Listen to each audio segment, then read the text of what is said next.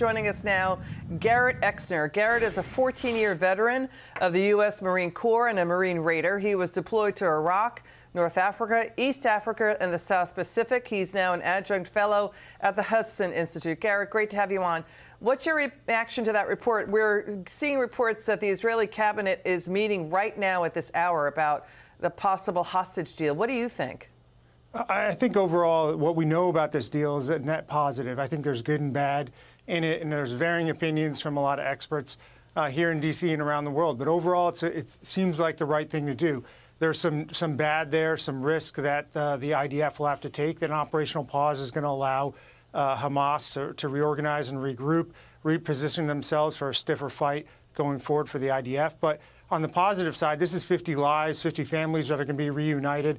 And I think it's hard for us on the outside to understand in Israel just how high the demand is to get their people back, particularly the women and children that have been held by this barbarian organization for several weeks now. So I think my initial take is that this is a net positive, and Israel can accept that risk, given how good they've performed on the battlefield so far. Garrett, so they're talking 50 women and children in exchange for about 150 Palestinian prisoners. When you look at this and you see how unique this and horrendous this Gaza attack was, Hamas attack was, on Israeli citizens, they did squarely focus on citizens, and then they took innocent citizens as hostages.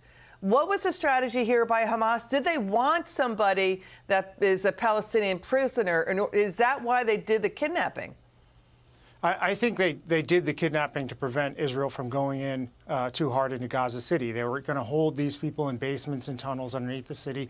And I think what we saw at the beginning of the conflict is that they were going to trade 2 hostages at a time to try to delay and build up support from Western audiences, progressive Western audiences that would be sympathetic to the Palestinian demands here. That strategy hasn't worked. Israel has performed exceptionally well getting into the heart of Gaza City, and now they're trying to rush to make a deal as quickly as possible.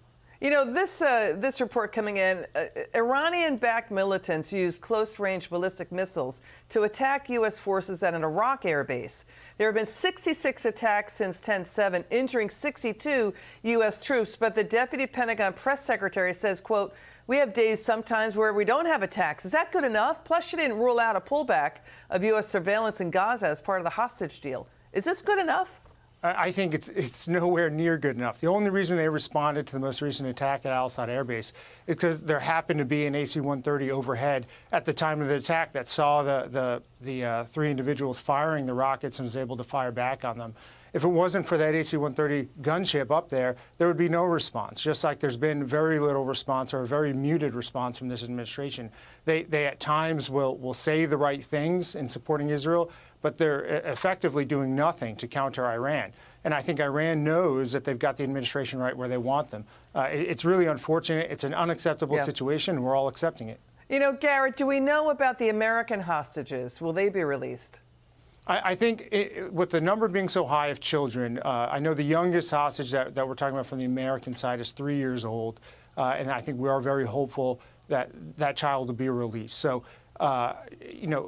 hard to tell right now which numbers will come out. I think the Israeli focus would be very much on the youngest ones and on the mothers. And there seems to be a high number of children that are going to be released. So there is some hope that some U.S. citizens will get released, but certainly not all. Okay, we're going to stay on the story. Garrett Exner, thank you so much for joining us. It's good to see you.